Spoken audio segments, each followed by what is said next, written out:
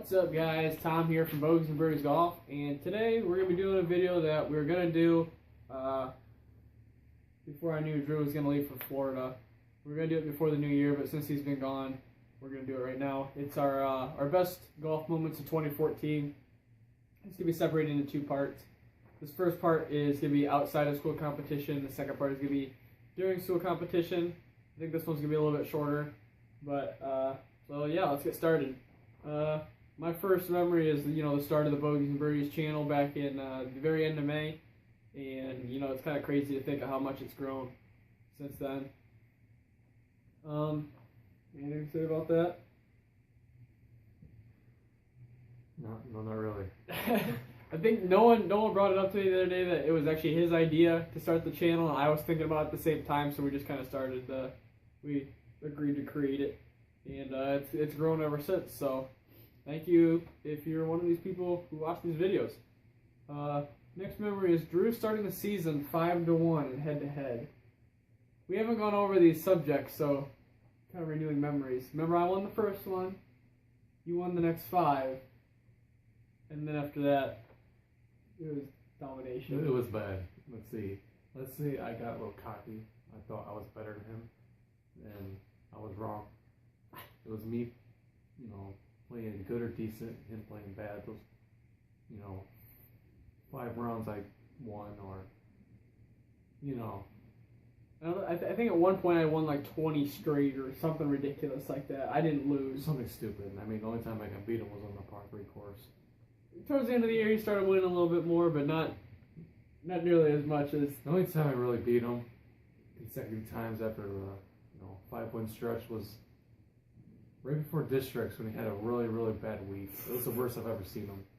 I was shooting high 30s, low 40s. He was shooting mid 40s to high 40s. Yeah.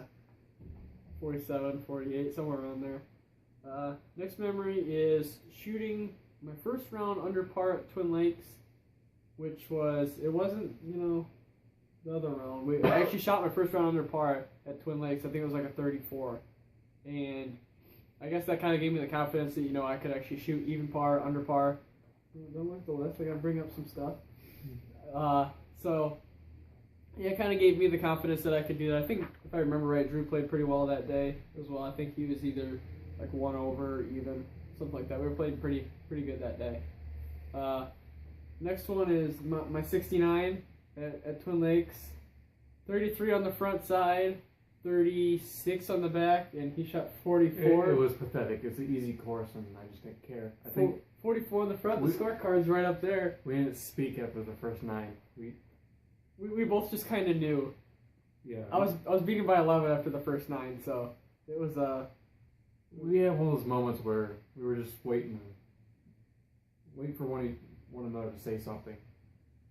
So. Yeah, that was that was something else. That day was pretty crazy.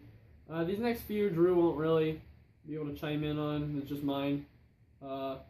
Winning the 360 Golf Academy tournament at Mohawk Country Club.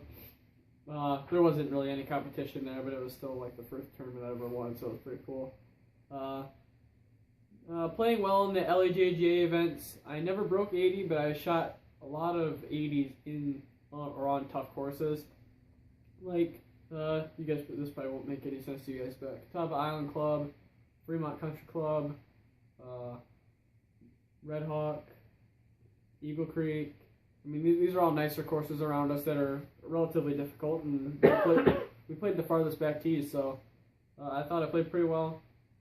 And then for the final event of the year, we played the Fremont Junior Invite, which is like only the top 25 get to go, and I finished second there.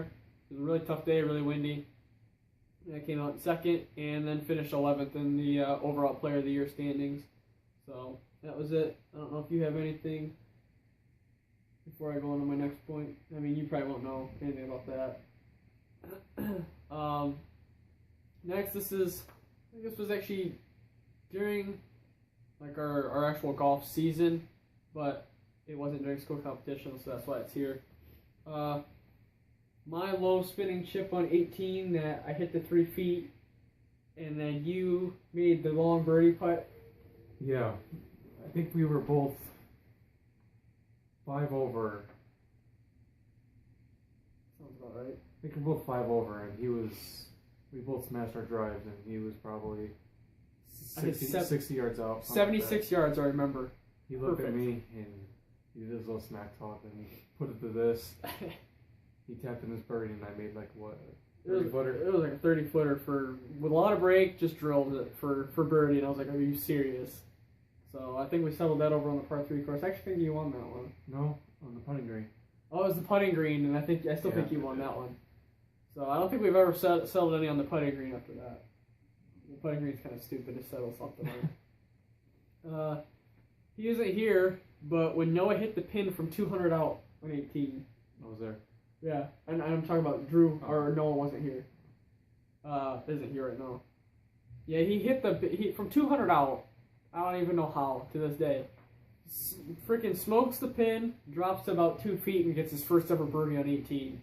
So, yeah, he could do that with 1,000 more range balls, or if he wanted to. Unlike us, Noah has his moments where he can have some shots where you're like, wow, how did he do that? Oh man, that was crazy. The day I holed out from 40 yards out on 18 for a 34 underneath the tree on the right by the green. I just wanted to get up and down for par, and then I ended up holing out. And it's the second ever hole out. First was like 2 years ago. Next is the amount of birdies and eagles that we all had on 5. You had how many eagles? 1, 2? Yeah, but he had 1 eagle. I had so many looks at eagle and never got one to drop. But it was like almost a given birdie any day if you hit 2 good shots. So yeah, it was an easy hole this year. It's only like 485, so it's pretty easy. Next is hole 16 at Green Hills. Towards the end of the year, I hit a flop out of the rough. They drained it, and the guy in the house behind the green was like clapping and said good shot or something. I don't know, it was weird. But like as soon as I hit it, I guess I put my hand up, and I may look like a douche right there, but at least it dropped, so I didn't look too bad.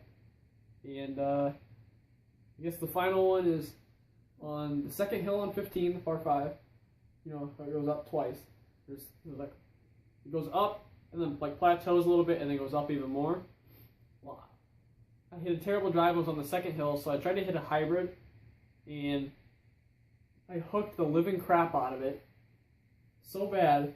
There's a line of trees on the left. I went all in the left side of those trees, which is so far left that you're almost blocked out. I saw an angle, hit a massive draw around the trees, stuffed it to 10 feet, and then made the birdie putt.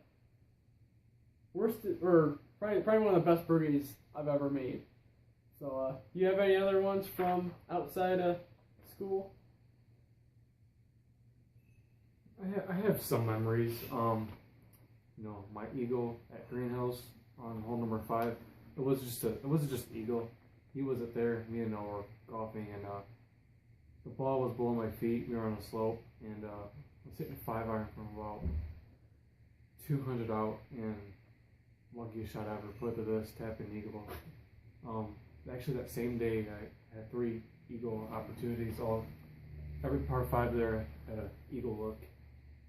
I birdied the other 2, but I still shot 80.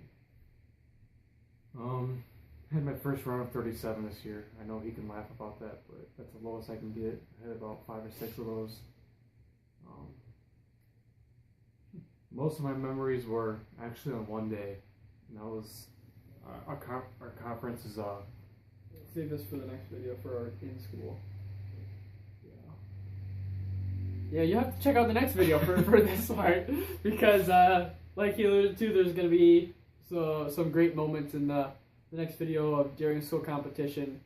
But so this is our outside of school competition best moments of 2014. Weren't as many as in school competition, but there were definitely some memories that we remember for the whole year. So they must have been important. So if you guys enjoyed this video, please like, comment, and subscribe, and we'll see you in the next video. Thanks for watching.